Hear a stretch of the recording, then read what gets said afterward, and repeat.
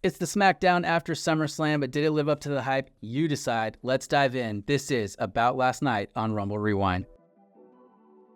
Hey everybody, welcome to the Rumble Rewind channel. My name is Brandon, and today we are talking about all things Friday Night SmackDown. This, of course, the first episode of SmackDown following SummerSlam and coming on the heels of an epic Monday Night Raw. We're going to dive right into it. Before we do that, though, scroll down below this video, hit that like button for me, subscribe to the channel, turn on those post notifications so you never miss an upload. We are getting closer and closer to our first 200 subscribers. That's our first kind of milestone goal. And once we get there, we're going to be doing a giveaway of some CM Punk merch. We want you to be eligible for that, and the only way is to be subscribed to the channel. All right, let's dive right into this episode of Friday Night SmackDown. Really, this one for me seemed to be more about setting up future storylines. Everything on the card tonight was really about what's next. You know, coming off of this Monday Night Raw that was absolutely stacked with continuing storylines and a few new ones, SmackDown, on the other hand, really is kind of in a reset season because a lot of their big stories came to a close at SummerSlam. So that's kind of what would happen. Cody Rhodes would open the show and begin with his "What do you want to talk about?" line, and finally landed on talking about the future. He said he didn't want to talk about the past, that the bloodline, Solo Sikoa, were in the rearview mirror, and now we're here to talk about the future. Who gets the next shot at the WWE Championship?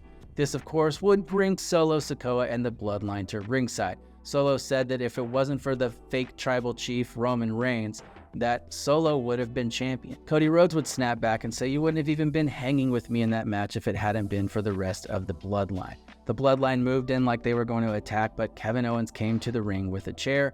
The bloodline left. At this point, Cody asked Kevin to wait a second because he wants to talk to him. He said that he wants KO to be the next person to challenge him for the championship at Bash in Berlin. KO responds by saying, "Thanks, but no thanks, I'm not the guy." He said, "Look at my win-loss record over the last year.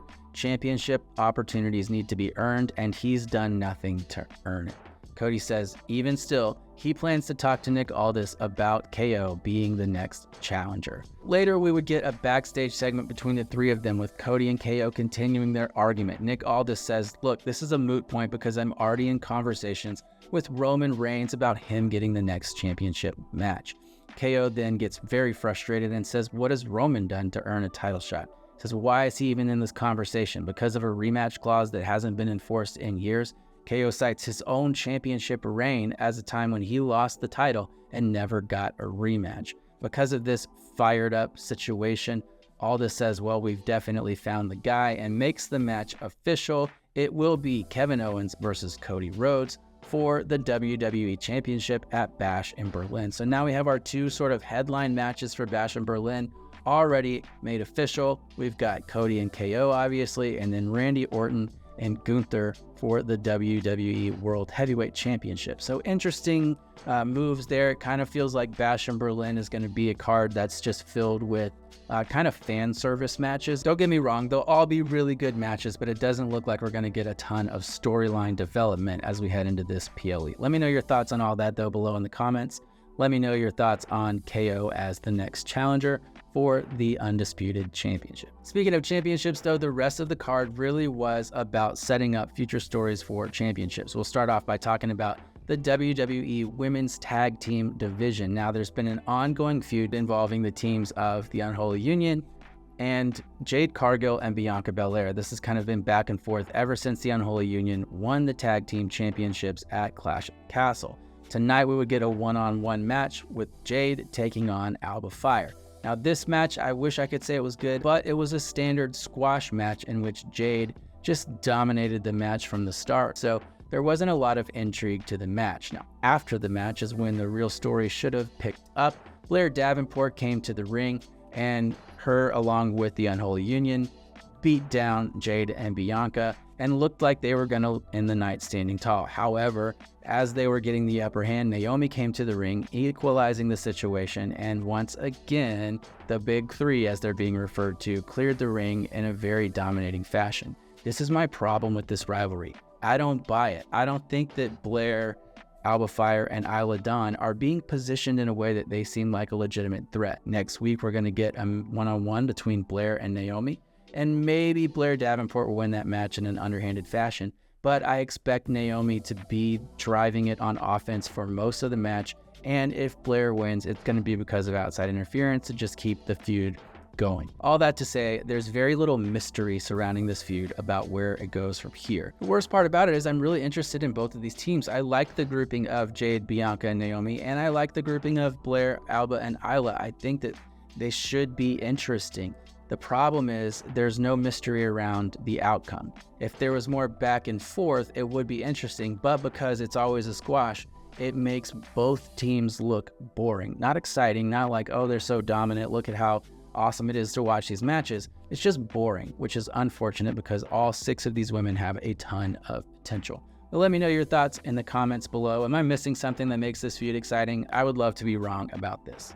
All right, let's talk about the United States Championship and our new US champion, LA Knight. Yeah, at the press conference after SummerSlam, one of the first questions Knight was asked was, who is he looking at as the next possible challenger for his championship? Knight said that he's not the hunter anymore, that people need to come for him. He said, go ahead and line up because he's open for business.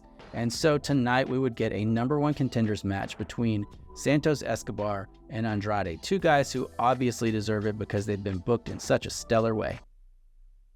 I'm mostly kidding. Both of these guys are phenomenal athletes and they're incredible in the ring, but we've got to be honest, they haven't been booked to look the best. Now, prior to this match taking place, LA Knight was in the ring talking about his win, talking about Logan Paul, and of course Santos Escobar would interrupt. He said that LA Knight was going to be a transitional champion and his only purpose was to usher in this new Santos Escobar era. He said that the people would stop saying LA Knight's name and begin to say Escobar C. Now, before things went south there, Andrade's music would hit and that would take us into the match. This match was awesome, maybe the match of the night.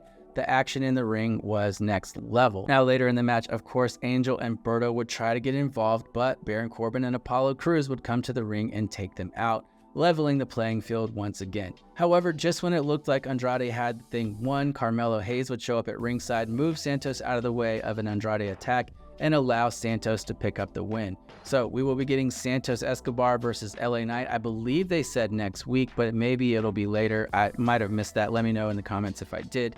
But it also looks like we'll be continuing the feud between Andrade and Carmelo Hayes. Now, I'm excited about this because Andrade is 2-0 in this feud against Carmelo, and I'm really hoping that this is kind of the turning point where Carmelo can begin to get elevated out of this feud. Maybe he can pick up some wins down the road, but I do think that this developing into a longer-term story, a longer-term feud, has the potential to kind of help Andrade reset and get some interest behind him, as well as elevate Carmelo Hayes. So I'm looking forward to the matches that will happen next between them. Maybe some sort of stipulation match would be a lot of fun. But let me know your thoughts in the comments below.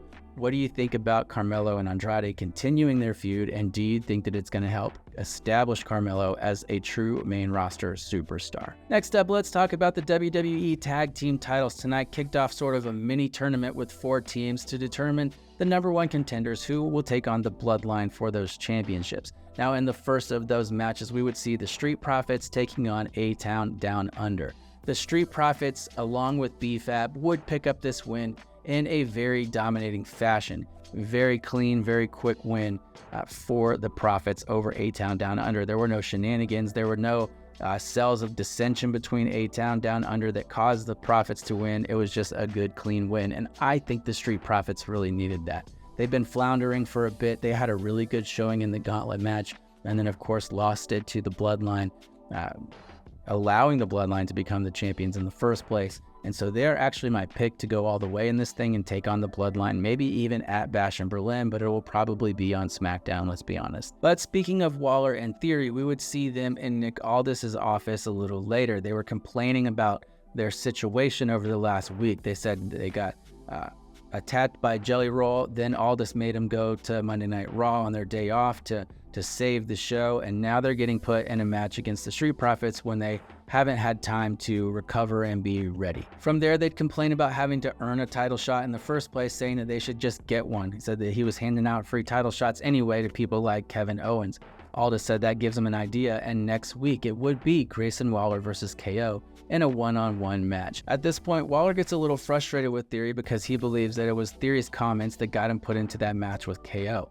Theory says, you got this, man. Don't you trust me? You're going to be just fine. And it's kind of a role reversal from earlier in their story. So we might be revisiting the A-Town Down Under breakup story, but we'll have to see where it goes from here. Now, on the other side of this mini tournament, we would see DIY taking on Pretty Deadly. Earlier in the night, we would see Tiffany Stratton backstage trying to plan a party for Nia Jax to celebrate her as the champion. Now, there's been a lot of buzz online about that segment being cut, but Tiffany said that that party was being planned for next week. So I don't think that story was cut. I think it was always planned to be next week, but that's not really the point here. The point is, Pretty Deadly would show up and they would offer assistance with the party and try to recruit Tiffany Stratton for Pretty Deadly, the musical.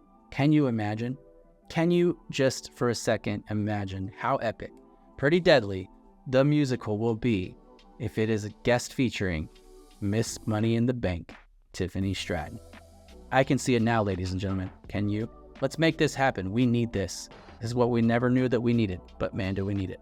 Anyway, moving on. After Pretty Deadly exited the scene, Chelsea Green and Piper Niven would show up and try to create some division between Stratton and Nia Jax, saying that they know that Tiffany's not really Nia's friend, that she is just biding her time until she cashes in that Money in the Bank briefcase. So there, we got a little sidetracked by that backstage segment, but let's get back to it. Later on, we will get the match between Pretty Deadly and DIY, and much like the earlier match, DIY would get the big win. They would end it with the Shatter Machine and meet in the middle, and they will move on to face off against the Street Profits next week. Again, I'm still thinking the Street Profits are going to pick up the win, that they're going to go on to face the Bloodline, but we'll have to see. Let me know in the comments, who do you think is going to get to face the Bloodline, and what do you think about this little mini tournament? Personally, I really like when there's more storyline behind matchups like this, more rivalry situations, feuds for those championships. Not to say that it can't happen out of a tournament, but it just doesn't ever seem like the best way for me. So again, let me know your thoughts. Would love to have some discussion about that down there. Before we get to the main event, one more side note worth noting is tonight we would see a video package promoting who? Giovanni Vinci. He got drafted to Smackdown after getting absolutely destroyed by Imperium, and he's been off of TV ever since. So many thought that he was getting ready to be cut, released, whatever you want to call it, but it does look like Vinci is going to be coming to Smackdown really, really soon. We'll see. It could also turn out to be another Odyssey Jones situation where he debuts in 2.5 years. All right, let's talk about the main event. We would see early in the evening Solo Sikoa looking for Roman Reigns. Tama Tonga and Tongaloa would come to him and say that they've been waiting, they've been looking, and Roman Reigns still is not there. Solo says, oh, he'll be here, and makes his way to the ring. As he gets to the ring, he says, Tulsa, Oklahoma, acknowledge me. After that, Solo begins to cut a promo about how he's the real tribal chief. He's the one that's been there. And of course, Roman Reigns' music finally hits. He tells the Tongans to go take care of it, but Roman comes to ringside and hits them both. Roman finally makes it to the ring and he hits Solo with the Superman punch. The crowd popped. It was awesome. Everybody has the ones up in the air. The Tongans attack Roman once again and get the upper hand long enough to get the Ulafala back into the hands of Solo Sikoa. Solo moves up the ramp, farther and farther away from the ring, while Roman absolutely destroys the Tongans. Finally, we see the stare down between Solo and Roman, with Solo wearing the Ulafala saying if Roman wants it, he should come and get it. And from there, SmackDown would come to a close with Roman Reigns standing tall, with the crowd going absolutely nuts, everybody holding up ones and chanting OTC. It is good to have the tribal chief back. He didn't say anything in this segment. He didn't have to. The crowd is 100% behind him, and this is what WWE wanted for Roman Reigns. They wanted him to be an over-the-top big babyface. Coming back to take on this more corrupt, more evil version of the Bloodline has got him into a babyface position. I'm excited to see where they go from here. I don't think Roman has to actually change his character. He's so over because Solo has become such a great villain for the Roman Reigns story. So say what you want about Solo, Roman Reigns is as over as he is in this moment because of Solo. And that might be a hot take. You can tell me in the comments below. I'm not saying that Roman is nothing without Solo. I'm saying that Roman was able to transition into a top babyface because Solo's done such a great job being the villain. Let me know what you thought about this segment below in the comments. For me, this segment alone, these 7 to 8 minutes at the very end of Smackdown, saved the show. I was hoping we would get something similar to Monday Night Raw, but on a Smackdown scale. This was a maintenance show, honestly. There were a lot of storylines that came to an end for Smackdown at SummerSlam, and so they're kind of in this reset period. The only story that's continuing from there is this story with the Bloodline. And so Roman coming out, making his way to the ring, wrecking everybody like he does, and leaving the crowd super hot saved this show for me. Without that segment, I was going to give this show a 5, maybe a generous 5.5. But because of that segment alone, I got to push this thing up to a 7. I do think it was about a 7 out of 10.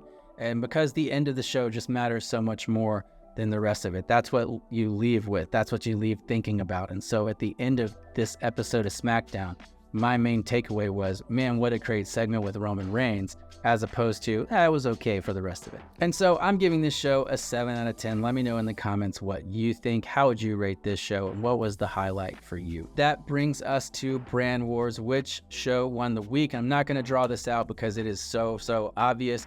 It is Monday Night Raw. This week's episode of Monday Night Raw was epic from start to finish. This is one of the best Raws that I can remember really ever. And so I would challenge you to tell me an episode of Monday Night Raw that was better, and I'll go back and watch it and check it out. I would love to know if there's one in recent history, maybe the last 2 to 3 years, that has topped this episode. So for me, I have to give this week's win by a landslide to Monday Night Raw. If you didn't see that episode, I would encourage you to either go back and watch it or check out this video right here, and I will tell you all about it. But do let me know in the comments below, do you agree?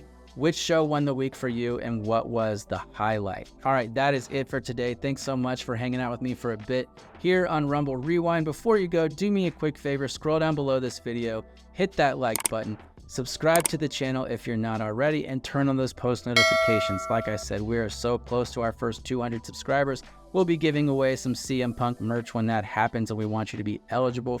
The only way to be eligible for that giveaway is to be subscribed to the channel. And if you love WWE, talking about all things WWE, some news, some rumors, things like that, check out one of these videos right here.